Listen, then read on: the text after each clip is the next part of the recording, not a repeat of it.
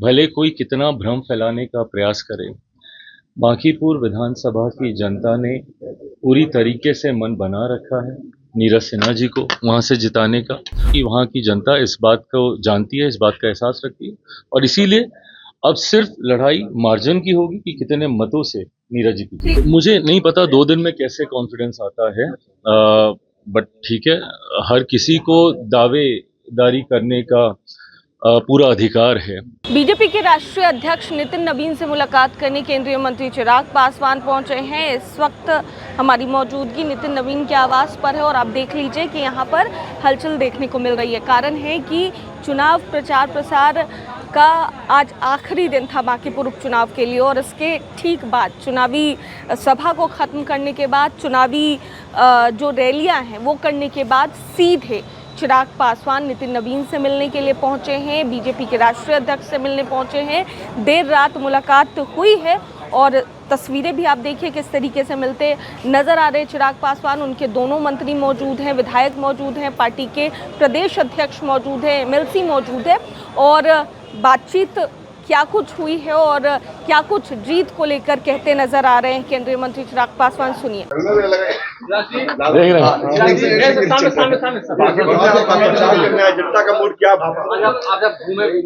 देखिए, बांकीपुर में आज से नहीं, जिस दिन से चुनाव की घोषणा हुई है उस दिन से हमारे गठबंधन के तमाम नेता, तमाम कार्यकर्ता पूरी शिद्दत से, पूरी ईमानदारी से बांकीपुर की जनता के बीच हमारे प्रत्याशी नीरज सिन्हा जी के पक्ष में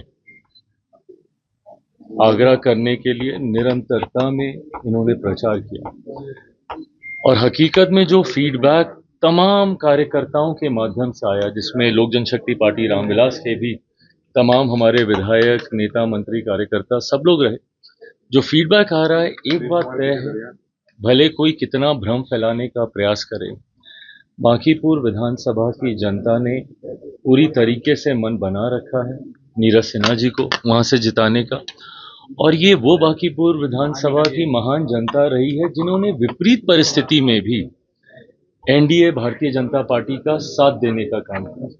जब कठिन परिस्थितियां भी थी, उस वक्त भी जिस भारी मतों से वहां से भारतीय जनता पार्टी के राष्ट्रीय अध्यक्ष मौजूदा आदरणीय नितिन नवीन जी ने जीत हासिल की है, ये दर्शाता है कि उस विधानसभा के लोगों का निरंतरता में विश्वास भारतीय जनता पार्टी के प्रति, एनडीए के प्रति रहा है। और आज तो परिस्थितियां और ज्यादा सहज हुई हैं, जहां एक तरफ मेरे प्रधानमंत्री आदरणीय नरेंद्र मोदी जी की सोच को आज और मजबूती से धरातल पर उतारना संभव हुआ है, क्योंकि वहां के बेटे देश की ही नहीं, दुनिया की सबसे बड़ी पार्टी के राष्ट्रीय अध्यक्ष के तौर पर आज अपना कार्यभार संभाल रहे हैं।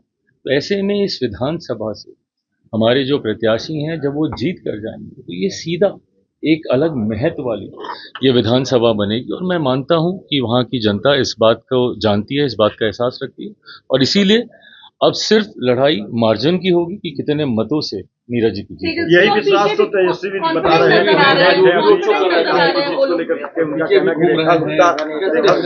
मुझे नहीं पता 2 दिन में कैसे कॉन्फिडेंस आता है, बट ठीक है, हर किसी को दावेदारी करने का पूरा अधिकार है।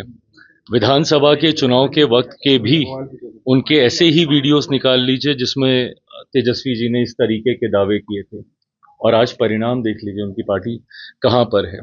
ऐसे में हम लोगों का विश्वास सिर्फ खोखले दावों से नहीं, जमीनी मेहनत से आता है, कार्यकर्ताओं के फीडबैक से आता है। और किसी भी चुनाव को हम लोग के ऊपर इल्जाम क्या लगता है, ये लगता है ना कि इतने नेता क्यों जा रहे हैं, ये गंभीरता दर्शाता है। हम लोग में से कोई भी पार्ट टाइम प्रोफेशन के तौर पर इस क्षेत्र में जनसेवा की भाव से नहीं आया है, फुल टाइम सोच के साथ आए हैं, 2400 घंटे जनता के साथ खड़े रहने की सोच के साथ आए हैं। तो ऐसे में हम लोगों का अनुभव ये विश्वास दिलाता है कि एक बड़ी जीत की ओर हम लोग अग्रसर हो रहे हैं। 2 दिन में अगर किसी को ऐसा विश्वास आ रहा है तो वो समय बता ही देगा। तो सुना आपने क्या कुछ कहते नजर आए हैं केंद्रीय मंत्री चिराग पासवान, जीत को लेकर आश्वस्त नजर आ रहे हैं। वहीं दूसरी ओर विपक्ष पर भी जोरदार हमला बोला है उन्होंने, और ये भी कहते नजर आए हैं कि 2 दिन में पता नहीं कहां से महागठबंधन या विपक्ष के पास ऐसा कॉन्फिडेंस आ रहा है। फिलहाल मुलाकात हुई है और केंद्रीय मंत्री चिराग पासवान मुलाकात के बाद क्या कुछ कहते नजर आए आप सुन रहे थे। दर्श न्यूज़ में फिलहाल के लिए इतना ही। बने रहिए हमारे साथ देश और दुनिया की तमाम खबरों के लिए। धन्यवाद।